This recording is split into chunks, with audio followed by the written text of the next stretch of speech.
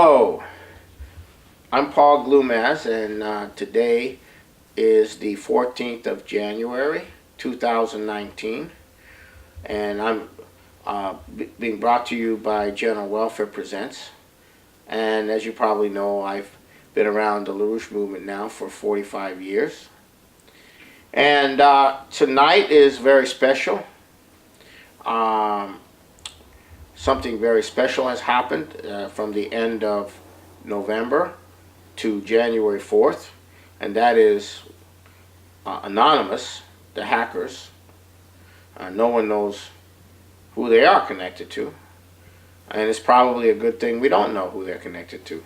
But regardless, they have hacked the British government and have dumped 4 major caches of documents that exposed the creation through British military intelligence, through the Foreign Office, and the Institute for Statecraft and its Integrity Initiative. Now I'm going to go through that with you, but when I'm going through that with you, I'm going to be adding to it the intentions laid out by the British in the Lords Report, which is a report put out by the House of Lords. So I'm going to be discussing the 2 of the 3-part series, which are now on the website, the LaRouche Political Action Committee website, which you can go to. And the article is by Barbara Boyd. It should be 3 or 4 or 5 down. And it's currently about 20 pages, and there'll be a 3rd section for another 10 pages roughly. But this is the most explosive report that explains and shows the British role in running the United States, and running the U.S. media, and running the coup against Trump. And this is incredible. This is incredible. This is very, very important, and this is having quite an impact on the world, and we want to make sure that it has even more impact. So I'll start with Barbara's report. Okay, so the name of the report is "The British Role in the Coup Against the Presidency is Now Exposed. Will you act now to save the nation?" So what Barbara's report has done is take the House of Lords report, which was released in November, entitled "The United Kingdom Foreign Policy in a Shifting World," and from that context examine these massive dumps of British government documents.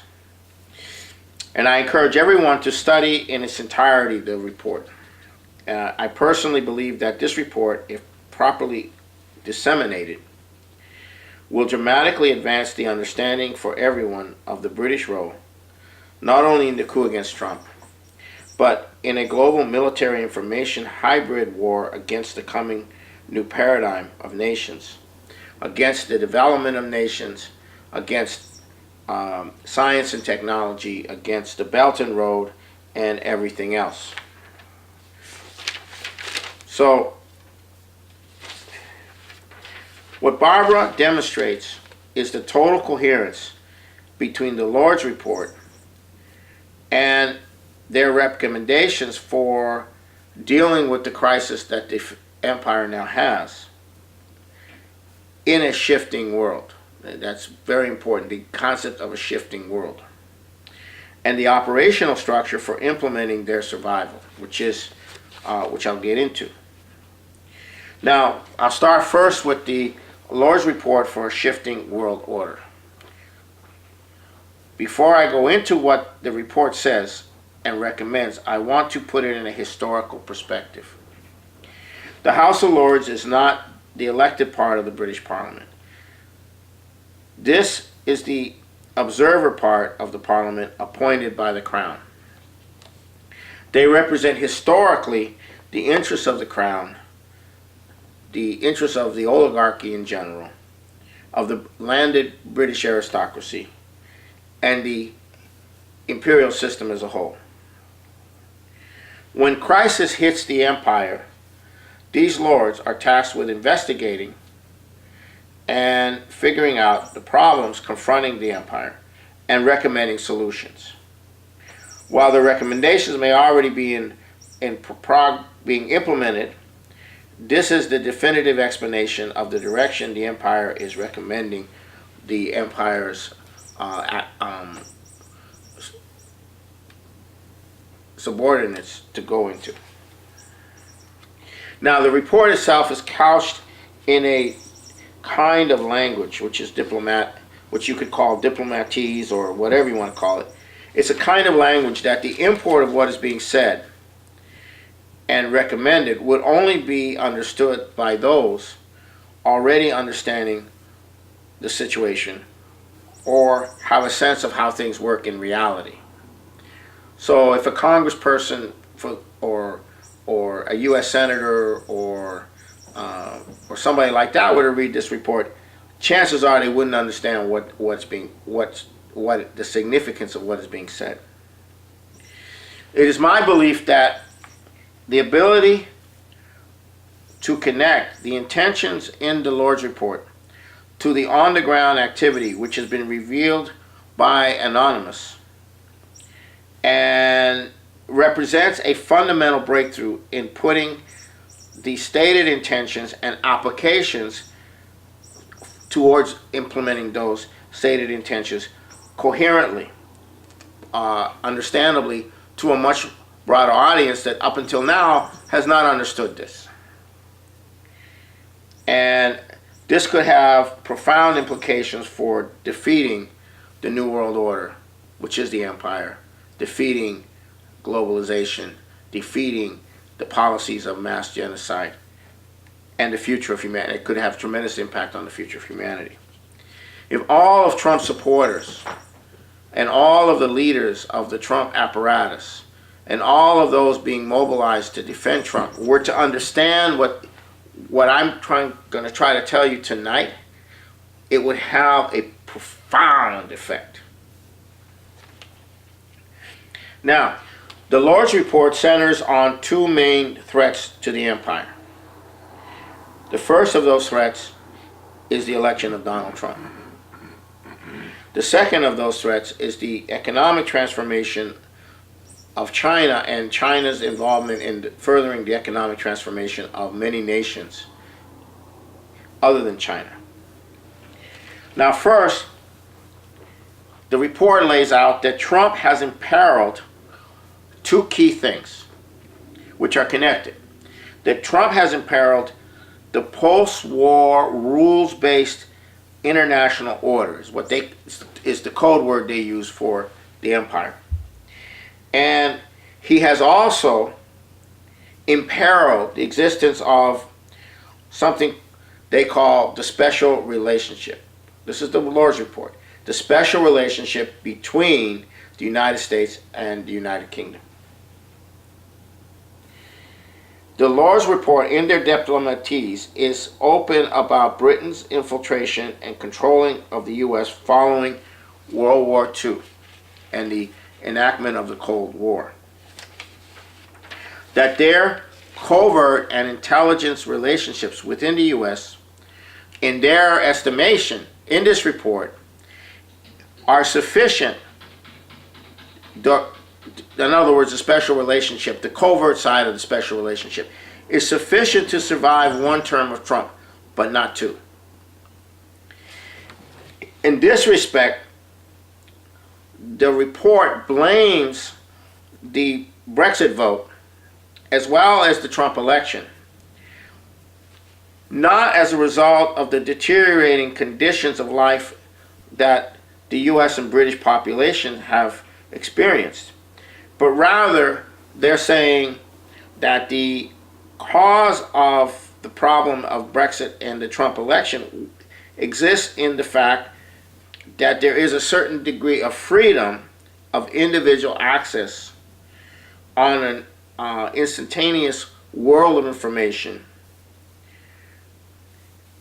and that this freedom of access to other sources of information other than the sources of information that they control is the cause of these problems. Not that the policies that have been destroying the population is not the cause of their revolt. The cause of their revolt is the fact that they have access, freedom of access through the internet and through other means, which were supposed to control them initially, but it's not. They have freedom of access of other information, and that in order to deal with this situation, two things are necessary. Censorship and a stepped up massive propaganda effort, or what they call propaganda regimes. They need to be installed, and that this freedom needs to be curtailed. So they're very open about that. So what is the post-World War II rules-based order that they're talking about? It is the preservation of European colonialism, or the British Empire, after the war. And they did this through the offshore financial system, and they did it by transforming Franklin Delano Roosevelt's anti-colonial post-war institutions into a modern form of debt colonialism and financial control of the world. They replaced the U.S. dollar with the British dollar, with the euro dollar, with the City of London dollar in the offshore jurisdictions. On the second threat of China, the LaRouche report proposes that there be an infiltration into the Chinese Asian Infrastructure and Investment Bank and the Belt and Road. That while they will direct other forces in the United States and India to attack the Belt and Road, they want the British core to infiltrate the Belt and Road and bend it towards manipulate it and try to take over chunks of it and try to bring their financial system in somehow to bleed off of it. And in this respect, the LaRouche report says India is very important because India needs to be targeted for much closer relations. In other words, the British need to suck up to India and move to get India into a much closer relationship with the British, with the United Kingdom, and also to foster India-China tensions, India-China opposition. And that this rules-based order, where Europe is concerned, has to be maintained by keeping Russia out, Germany down, and very important is this is the emphasis of NATO and a NATO confrontation with Russia. It's very key to this. At one point, the report describes a special relationship between the United Kingdom and the US as an iceberg, where you only see the top, which however, is very extensive underneath in the covert sense. And this iceberg, which they talk about, has so far been successful to a large degree in subverting, containing, boxing in, and preventing Donald Trump from executing his declared intentions after the elections. You know, when he campaigned for the elections, during the elections, and what he's been trying to do. And this is very important. I might add as a caveat to this that the people that Donald Trump appointed who were not part of this special relationship, people like General Michael Flynn, they got nailed right away. And another person, Jeff Sessions, got too scared of what he was facing because he wasn't part of this arrangement, that he basically punted. So this is very important to note, that Trump has not been able to really appoint the people that he would want, because they would all be targeted Now, the extreme importance of what I'm saying to you is that the coup is not coming from what most people are who are defending Trump are actually believe. You know, Obama, Hillary, Mueller, they are all part of the deep. They are all pieces of the deeper part of the iceberg. However, once those most who are defending Trump, once those who are most defending Trump begin to realize what it is, we will be able to tear apart this empire and accelerate the end of the special relationship, breaking the U.S. and Europe from its grip, which then opens the door for the United States working with Russia, China, and India, and getting a new financial system, and implementing putting an end to that financial empire. Now,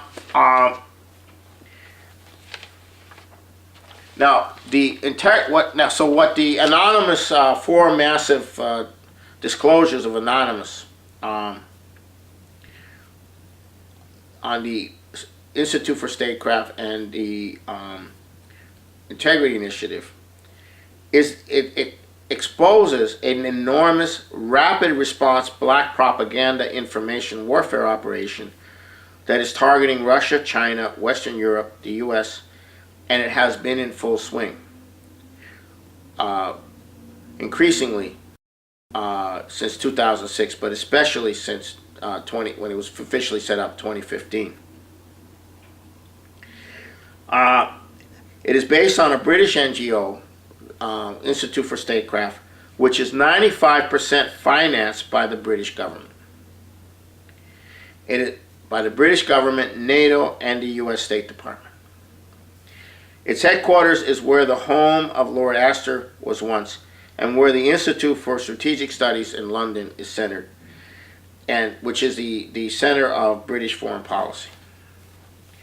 It operates on the basis of clusters, combining journalists, military intelligence, foreign office personnel, embassies, consulates, academics, lobbyists, the media, influentials of all kinds within every European country, the United States, Canada, and they're looking to expand into the Middle East.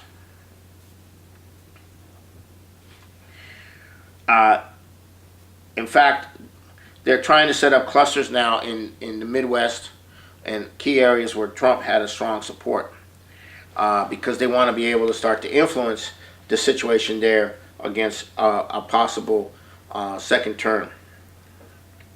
The U.S. cluster involves individuals such as Evelyn Farkas and Applebaum, who used to be with the Washington Post, and she's now with the London Economist. Bill Browder of the Magnitsky, many other people. It is led by Christopher Donnelly, a long-term British military intelligence officer who leads the NGO. And he had a statement read in Seattle about the Integrity Initiative, where he says the West was no longer in a peacetime, rules-based environment. The conclusion is that we have to look for people who suit a wartime environment. So this is a wartime environment, and what they do is they attack the those who are not at war with Russia.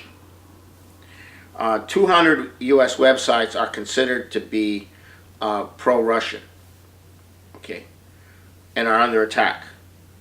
And one of the very most important entities that they work with is something called the Atlantic Council, which is funded by the British government and NATO. And it includes analysts from the Financial Analysis and Resilience Center, which represents the 8 largest banks, and the U.S. Military Cyber Command.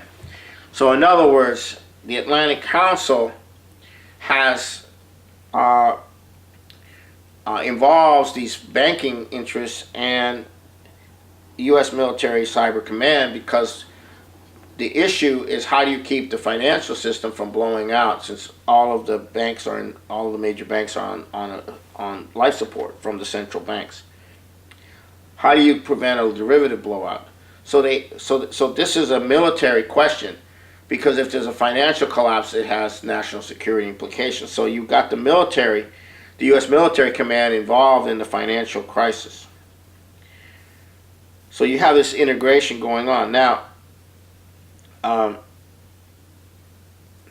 the Atlantic Council is also the agency that Facebook uses to determine which posts should be deleted.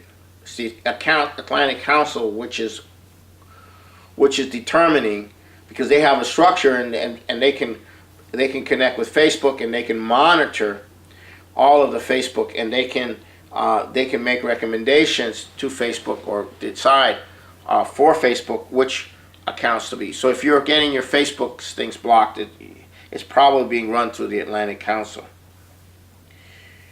Now, at a very key level is former head of military intelligence and the mentor to Christopher Steele. His name is Sir Richard Dearlove. He now is involved with something called the Henry Jackson Society, and in this context is saying that Trump will be a one-term president. In other words, he's bragging that Trump will be a one-term president. He's bragging because he believes that they have an apparatus that can keep him off guard, keep him going. So this is the apparatus that's deploying the media through these clusters in Europe, in Britain, in Canada, in the United States. This is the cluster. They even went after Jeremy Corbyn, trying to link Jeremy Corbyn, the Labour's head of the Labour Party in Great Britain, to the Russians. Okay, if you don't believe that that Russia annexed Crimea, but rather the Crimeans decided to become part of Russia, then you are a victim of or an enemy. If you know that the Nazis ran the Maidan and how you had a violent seizure of power in Ukraine, then you are guilty of being influenced by Russian propaganda. If you believe that Russia has legitimate interests like any other nation, you are working for Russia. This is everywhere. This is everywhere, and it's not just Trump. And to them, Trump has rejected all of the globalist, a lot of the globalist agendas: the climate change agenda, the Iran nuclear deal, the UN human rights agenda, the compact on refugees, and that he's initiated trade tariffs with China, which are outside of the general agreement on trade and tariffs. So he's tearing off the globalist institutions. Another very important entity which is connected to this is the Hudson Institute, where Michael Pillsbury is key advisor to Mike Pence, is very active in trying to destroy U.S.-China relations. So Trump is surrounded by people who are themselves surrounded by this environment. And then you come to the Justice Department. You come to the deeper assault on Trump through this British intelligence apparatus. And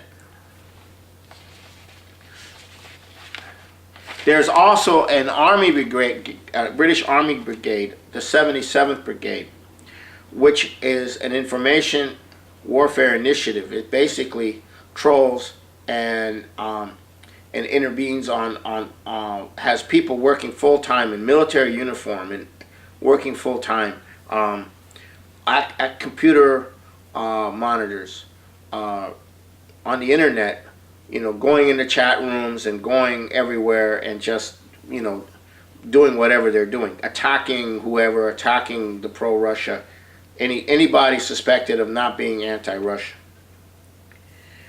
You talk about intervening, okay? Now,